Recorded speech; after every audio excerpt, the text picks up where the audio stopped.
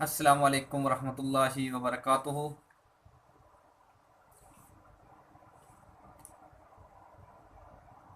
मौजूदा दौर में यूरोप ने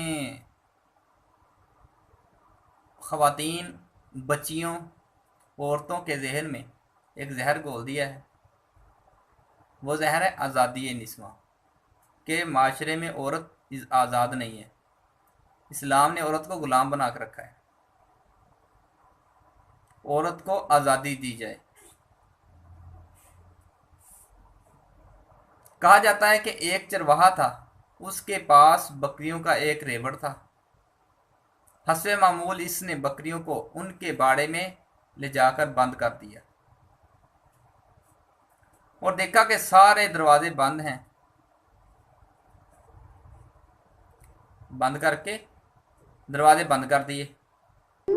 हुआ यूं कि एक दिन जब कुछ भूखे भेड़िए आए, उनको खाने के कुछ ना मिला और देखा कि सारे दरवाजे बंद हैं और बकरियों तक पहुंचने का कोई रास्ता नहीं है, तो ये देखकर सब पर मायूसी तारी हो गई।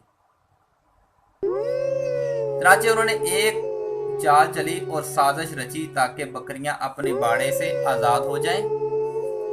इस प्लानिंग में सारे बेड़ियों का इस बात पर इत्तेफाक हुआ कि बकरियों को आज़ाद कराने और अपना नवाला बनाने का एक ही रास्ता है। वो ये है कि चरवाहे के घर के सामने, उसके घर के बाहर एहतिजाज किया जाए। चनाचे बेड़ियों ने मिलकर एक लंबा चौड़ा एहतिजाज किया। नाज़रीन, बकरियों के बाड़े के इर्द गिर्द घूमकर खूब उनकी आज़ादी के नारे लगाए। जब बकरियों ने सुना कि भेड़िए उनकी आज़ादी और उनके हकूक़ की बाजियाबी के लिए एहतजाज कर रहे हैं, तो बकरियां बहुत मुतासर हुईं। वो भी उनके एहतजाज में शामिल हो गईं और बाड़े की दीवारों और दरवाज़ों को सींग मार मार कर तोड़ने लगीं। और हुआ क्या,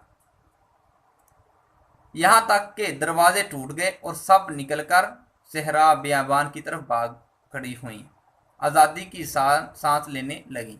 बड़ी खुश हुई कि हम आज़ाद हो गई। अब भेड़िए उनके पीछे लग गए। उन चरवाहा और जो चरवाहा था उनके पीछे दौड़ रहा है, भेड़िए बकरियों के पीछे हैं। अब चरवाहा पीछे पीछे दौड़कर कभी इन्हें आवाज़ देता है, कभी लाठी फेंकता है ताकि वो वापस आ जाए, मगर उसकी पुकार, उसकी लाठी का कोई फ़ायदा ना हुआ। वो अपने आप को आज़ाद समझने लगी कि हम आज़ाद हो गई। अब भेड़ियों ने देखा कि ये बकरियां खुले सहरा में है, कोई उनको देखभाल करने वाला उनका मालिक नहीं है।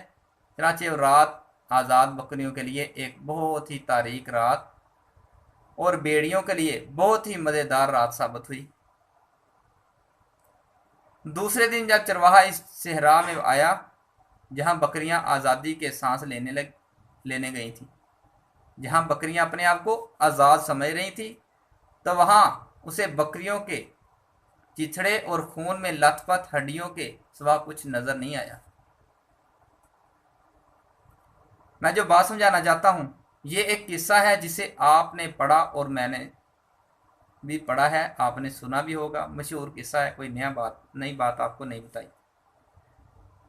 आज दुनिया में औरतों की आज़ादी के नारे लगाने वालों की मिसाल कुछ ऐसी है। जब इस दुनिया के इंसान नमा बेड़ियों ने देखा कि पाक दामन मोमना औरतों तक उनकी रसाई उस वक्त तक मुमकिन नहीं जब तक वो अपने माँ बाप की निगरानी में है और अपने घरों में हैं, बैठी हुई हैं, जब तक वो हिजाब पर्दे में है, नकाब की पाबंदी में है, ये सब देखकर उन बेड़ियों ने भी औरतों की आज़ादी की जंग लड़ी, औरतों की आज़ादी के नारे लगाए, औरतों के दिमाग में जहर घोला और एहतजाज करने शुरू कर दिए।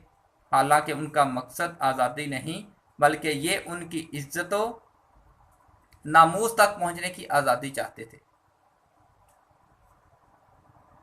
जिस तरह भेड़ियों ने बकरियों को खाने के लिए उनकी आज़ादी का ऐलान किया, इसी तरह ये इंसान नमा भेड़िए पाक दाम औरतों, नेक औरतों को जो अपने घर में रहती हैं, अपने वालिदैन की निगरानी में रहती हैं, उनके जहन में ये जहर घोला कि आप गुलाम हैं, आपको कैद करके रखा है, इस्लाम ने आप पर सख्तियाँ की हैं, वालिदैन आप पर सख्तियाँ करते हैं, आपको आज़ादी नहीं देते।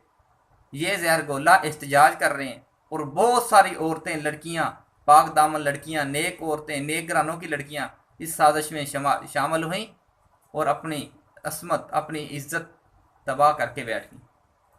आज सूरत हाल यही है। बस अल्लाह से दुआ है कि अल्लाह ताला हमारे हालात को दुरुस्त फरमा दे,